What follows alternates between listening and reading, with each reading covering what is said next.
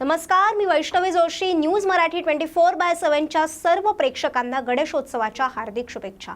तर एक नजर टाकूयात आजच्या ठळक बातम्यांकडे. हिंदू धर्माबाबत आक्षेपार्ह वक्तव्य करणाऱ्यांच्या विरोधात कारवाई करा. भाजपने उपोषण मैदानात निषेध आंदोलन केलंय. भारतीय जनता पार्टी शहर शाखेच्या वतीने आज गुरुवार दिनांक 12 सप्टेंबर रोजी दुपारी 1 वाजेपर्यंतच्या सुमारास शहर महानगर जिल्हाध्यक्ष राजेश देशमुख यांच्या नेतृत्वाखाली शरद पवार यांच्या उपस्थितीत झालेल्या कार्यक्रमात हिंदू धर्माविरोधात भाषण केल्याने हिंदू धर्माच्या भावना दुखावल्यात. जिल्ह्यामध्ये अतिवृष्टी होऊन आज 10 ते 12 दिवस झालेले आहे. परभणीचे पालकमंत्री कुंभकर्णाच्या झोपेत आहेत.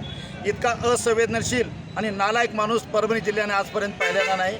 शेतकरी संकटात आहे, त्याचं उभं पीक वाया गेलेलं आहे, परंतु पालकमंत्र्याला परभणीमध्ये यायला वेळ नाही. सन्माननीय बच्चूभाऊ कडू यांनी 2 दिवसापूर्वी पाहणी दौरा घेतला आणि त्या दौऱ्यामध्ये प्रशासनाला झापल्यानंतर प्रशासन झोपेतून जागं झालेलं आहे.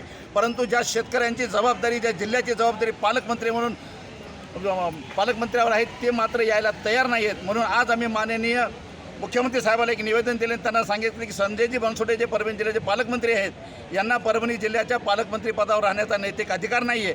त्यांना तात्काळ परभणी जिल्ह्याचं पालकमंत्री पदावरून काढावं आणि त्यांना बिनकामाचा मंत्री म्हणून तुमच्या घरी काम करायला ठेवावं. असला माणूस आमच्या परभणी जिल्ह्याच्या उरावर देऊ नका आणि आमच्या भावनेशी खेळ करू नका, असं आज आम्ही प्रहार जनशक्ती पक्षाच्या वतीने माननीय मुख्यमंत्री महोदयाला निवेदन दिलेलं आहे. फटाके लावण्याच्या कारणावरून गोगवे इथे गुरुवारी संध्याकाळी राजकीय वर्चस्व आणि पुनर्वैमस्यवादातून 2 गटात मारामारी झाली असून यामध्ये 14 जण जखमी झालेत.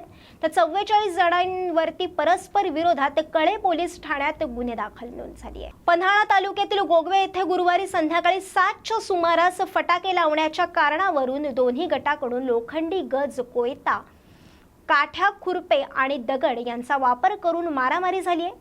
ही मारामारी राजकीय वर्चस्व आणि पुनर्वैमस्यमधून झाली असल्याची माहिती समोर आली आहे. तर अशाच बातम्या बघण्यासाठी पाहत राहा न्यूज मराठी 24/7. नवा भारत, नवा विचार.